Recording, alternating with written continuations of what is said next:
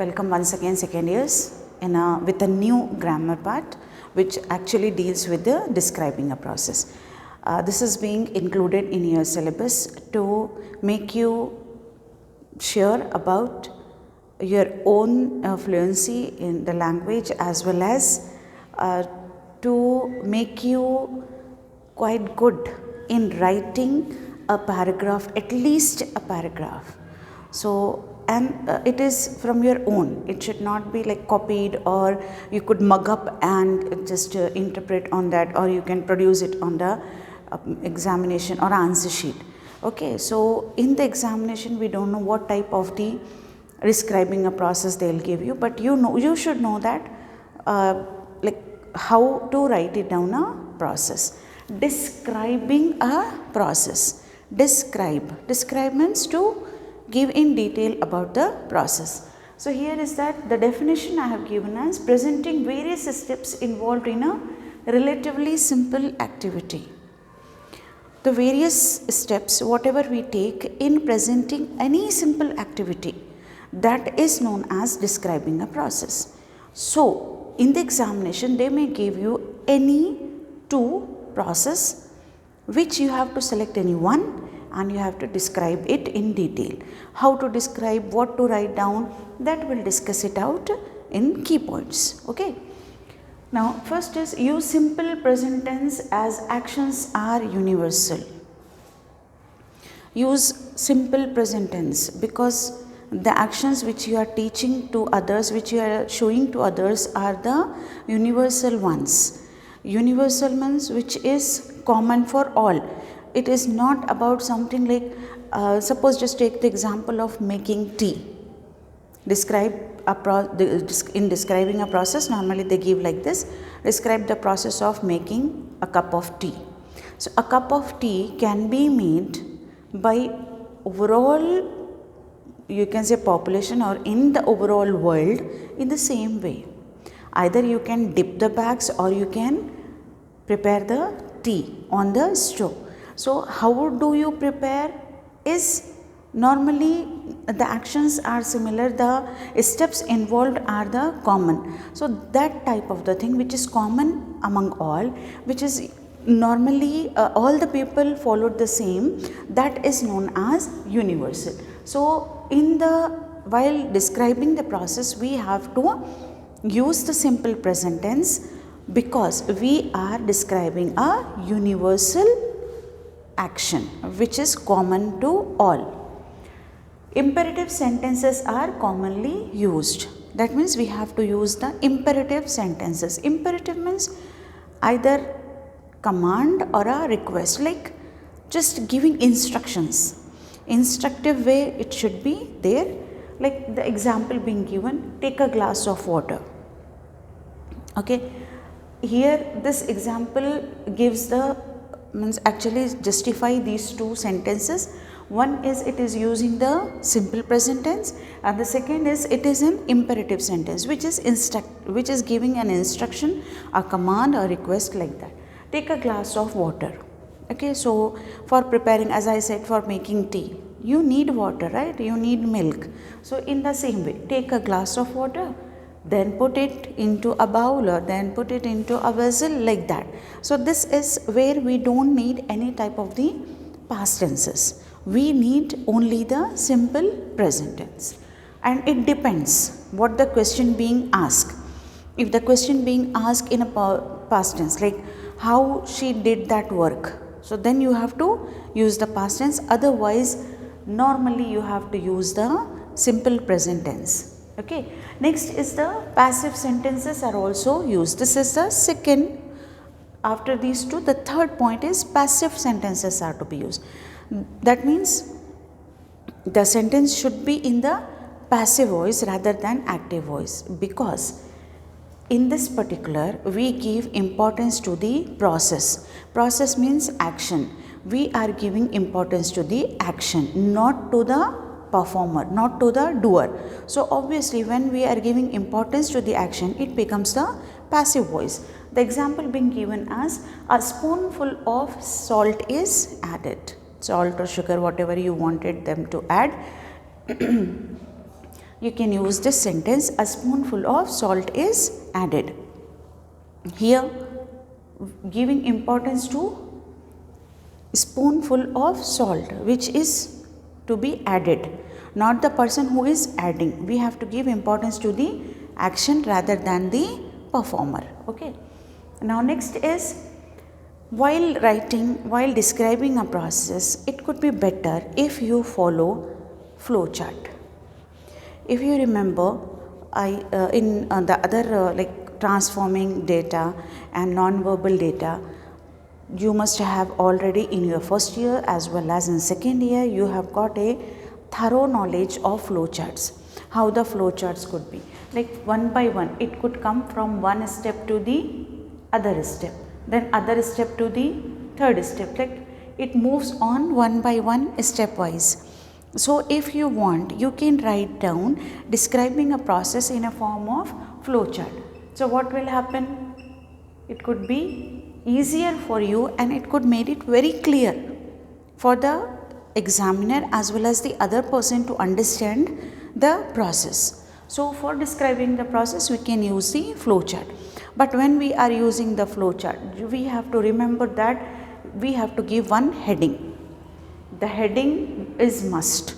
Whatever the process is, making tea, preparing flower bouquet, drawing money from ATM, sending post from registry, whatever the question would be given, whatever the process would be given to you, that process, name of the process or heading of the process, title of the process to be written at the top. Then you can create a complete flow chart. So here the heading is must. And when you are writing, you have to go for 6 to 8 steps. If you are writing 6 to 8 steps, there is a need of 6 to 8 steps. You cannot describe the whole process in 1 to 3 sentences. You need minimum 6 to 8 steps or 5 to 7, something like that. You need that. So suppose if you are taking 6 to 8 steps, all these steps can become your sentences. Okay, 6 to 8 steps, 6 to 8 sentences. So when you are writing any describing a process, you have to keep it in mind. Either you would draw the flow chart. You can make a flow chart of 6 to 8 steps or write down 6 to 8 sentences for describing a complete process. There is a need for this. You have to understand that how should we do, what we do. We'll go ahead with that.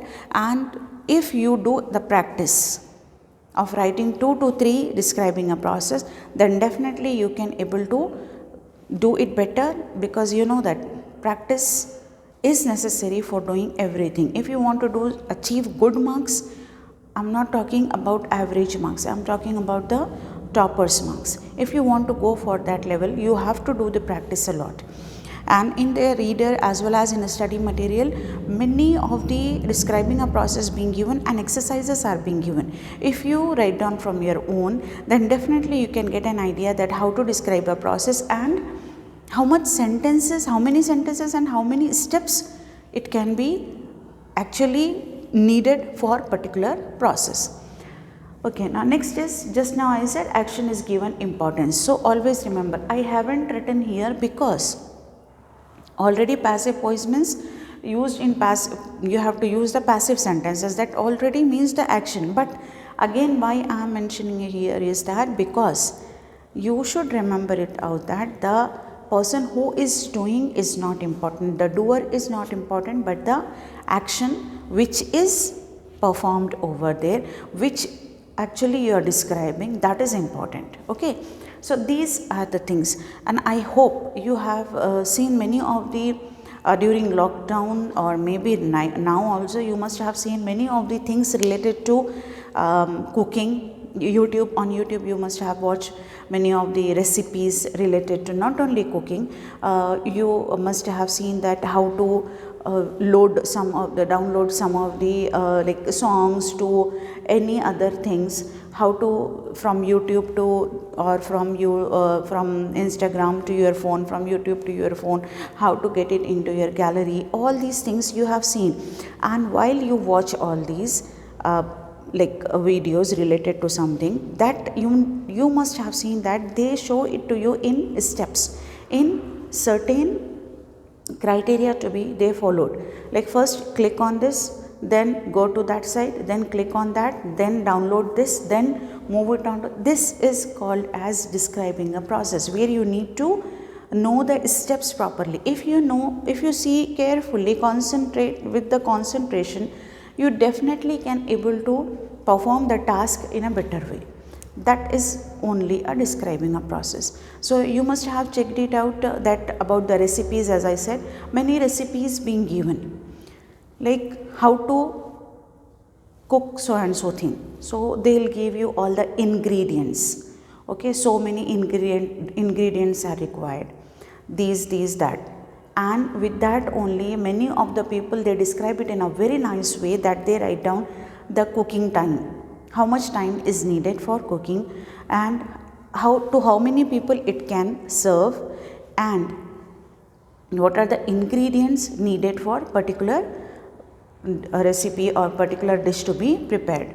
Then you can get an idea that whether by looking at the particular process or by the steps only in the description side, you can see that when you see that in the description all the whole matter would be described, then you can get an idea whether you can able to cook or not, because some ingredients would not be available at home or would not be easily available nearby markets, or sometimes you don't have that much time to cook, or sometimes you don't like that type of the oily things. So that is up to you to decide whether you want to cook particular thing or not. But the main thing is that by seeing the description in the link itself, you can get an idea that whether is it affordable by you, is it easier for you, or you just want to ignore that. This is the same thing to be done when you are writing describing a process. You have to mention it in a very clear way. The instructions, the ingredients, the duration time, how to present it out, the garnishing side, everything to be mentioned. I'm not talking about only the cooking. As I said, when you want to get some videos from that, how to load and how to download, how to upload, so many things are there which are needed to be understand. After maybe you are a very tech savvy, but after getting that also sometimes you get a glitch that how to do that, you cannot understand that particular thing. So for that you refer to the wherever the link is being given, you refer to the particular video where you can get all the matter being disclosed to you. That is your describing a process. Okay, so for that we need, when we write down something, we need some linkers. These are the linkers which we have to use. Many are there. I have selected few for you that looks good and that will give a flow in the process. That when you write down, it looks like you know everything and then you are writing, because the flow is needed while you write down something. It won't look like that you have written only, like suppose just imagine that you are writing, take a glass of water, then put it into a vessel, then put it on the stove, burn the stove, then it don't look proper. When you add some linkers, it gives a theme or concept, a design of a process. So there is a need for that. Now, so first linker is that, like first take a glass of water. Firstly, arrange the ingredients, either this or that way, whatever you can. Now our dish is prepared. Now our dish is ready to serve. Now I am ready to download the video. Now I am ready to change the fused bulb. All these things are needed. Next is then. Now, then, still, until.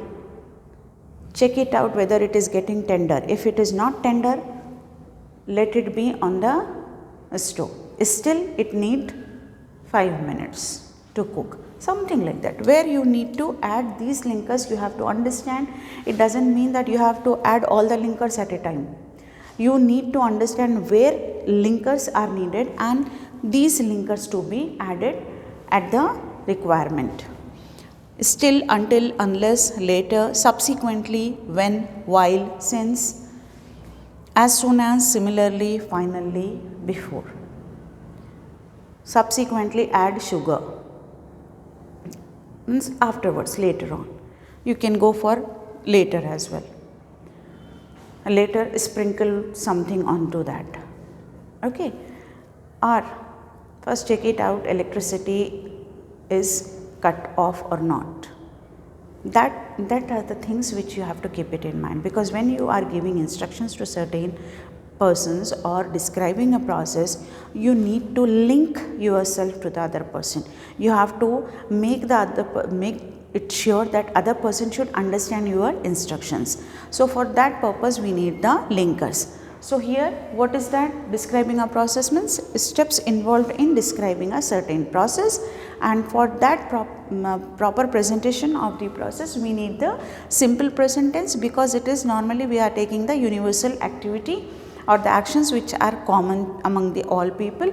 Then we have to go for imperative sentences, passive sentences to be used, and that as a tip they have given you that you can use flow chart, the design of the flow chart, or you can make a flow chart. It could be easier for you if you make a flow chart, especially related to something where we need the steps, like how to draw the money from ATM. There you need the steps.